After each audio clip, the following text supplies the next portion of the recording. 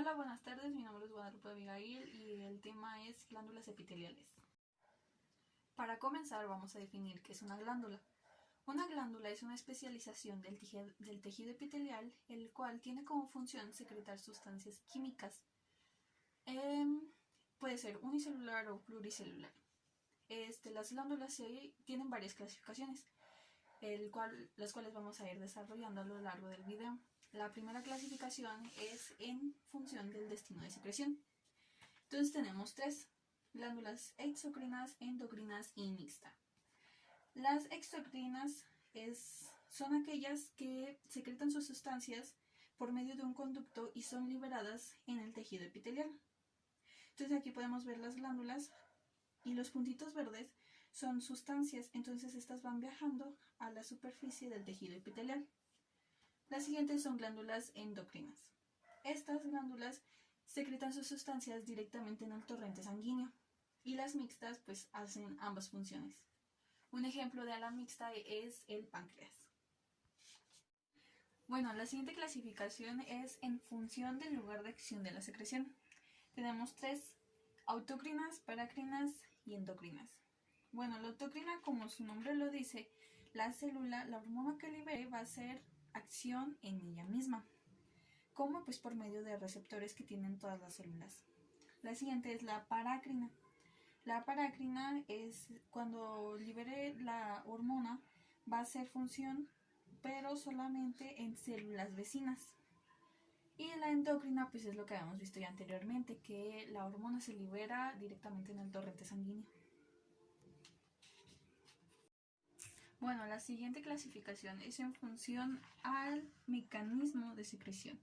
Ahora, aquí hay que resaltar que todos los procesos comienzan en el retículo endoplasmático y aparato de Golgi y operan en conjunto para formar vesículas secretoras intracelulares. Tenemos tres: merocrinas, apócrinas y holocrinas. Las merocrinas liberan su sustancia por medio de exocitosis y sus ejemplos son las glándulas salivales y el páncreas. Con las apócrinas, en esta se acumulan sus productos en la superficie apical de las células secretoras para después esa porción desprenderse del resto por exocitosis. Y un ejemplo de eso serían las glándulas mamarias. Ahora, las holocrinas acumulan su producto en el cortisol, que es una hormona, y a medida que las células secretoras maduran, se rompen y se convierten en el producto de la secreción, como se puede ver en esta, que se rompió y se está liberando la sustancia.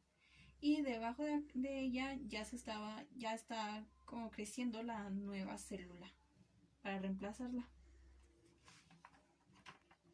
La siguiente clasificación es de acuerdo a la estructura de la glándula. Tenemos de dos tipos: multicelular y unicelular. La unicelular se caracteriza porque tiene la célula calciforme.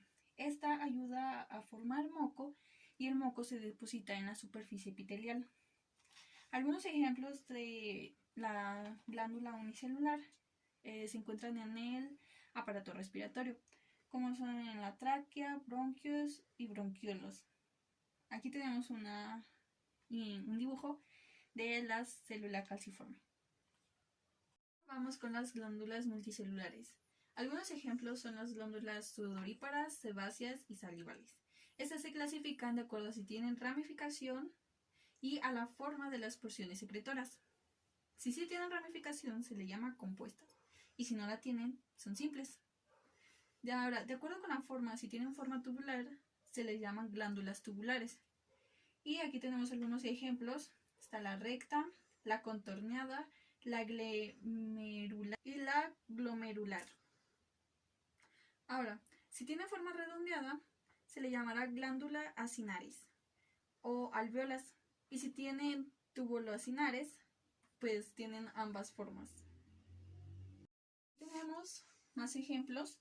Y aquí tenemos la tubular, tiene forma tubular y es simple, porque no cuenta con más conductos con ramificación. Ahora, de este lado tenemos a la tubular simple ramificada, pero no es compuesta porque no tiene más conductos. con ramificaciones. Un ejemplo de eso son las glándulas gástricas. La siguiente es la tubular simple enrollada. Y un ejemplo de eso son las glándulas sudoríparas. Aquí tenemos un ejemplo de la acinar simple. Y su glándula es la uretra peina. Ahora aquí tenemos otra acinar simple, pero con ramificaciones. Un ejemplo son las glándulas sebáceas. Ahora aquí tenemos una tubular compuesta. Y esta sí es compuesta porque tiene conductos con ramificaciones. Y un ejemplo serán las glándulas bulbouretrales. La siguiente es la acinar compuesta. Esta también tiene varios conductos. Y un ejemplo son las glándulas mamarias.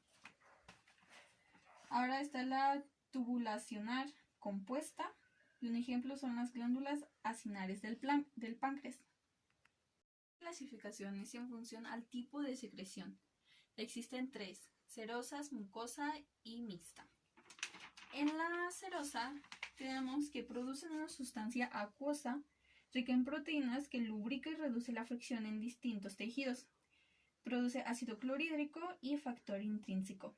Los tipos son parietales, que recubren el interior de la cavidad, y viscerales, que recubren los órganos de la cavidad. Aquí tenemos el dibujo de este tipo de célula. Tenemos que por un lado sale el ácido clorhídrico y por el otro el factor intrínseco. Y bueno, un ejemplo de esto que hace esta acción es el cuerpo gástrico. En las mucosas, como su nombre lo dice, producen moco, y el moco tiene una función de protección y lubricante. Un ejemplo son la glándula mucosa de la laringe. Aquí tenemos la célula y arriba tiene microvellosidades que en ellas se deposita el moco. Ahora vamos con las mixtas. Las mixtas secretan una combinación de mucinógenos, que son proteínas en forma de geles que forman geles que ayudan a lubricar y también producen fluidos enzimáticos. Existen dos tipos: el exócrino y los mucoserosos, que estos incluyen ambos mecanismos, tanto exócrinos como endocrinos. En el tipo exócrino tenemos a las glándulas salivales y también tenemos a las submandibulares. Estas están por la mandíbula y tenemos una de cada lado. Ahora, las sublinguales se encuentran debajo del paladar de la lengua y producen el 90% de la saliva. Ya por último tenemos a las mucoserosas. Como glándulas pancreáticas tenemos que producen y liberan insulina y glucagón, que son hormonas. Esto como función endocrina. Y como función exocrina tenemos que producen y liberan enzimas digestivas. Ahora, los riñones tienen como función exocrina la producción de orina, y como función endocrina tenemos la producción de hormonas como eritropoyetina, prostaglandinas, angiotensina, renina, que funcionan para el control de la presión sanguínea.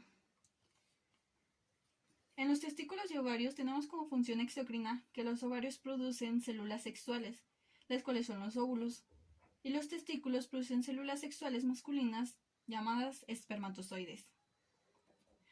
Ahora, como función endocrina, los ovarios producen estrógeno, que es una hormona, y los testículos producen la hormona testosterona.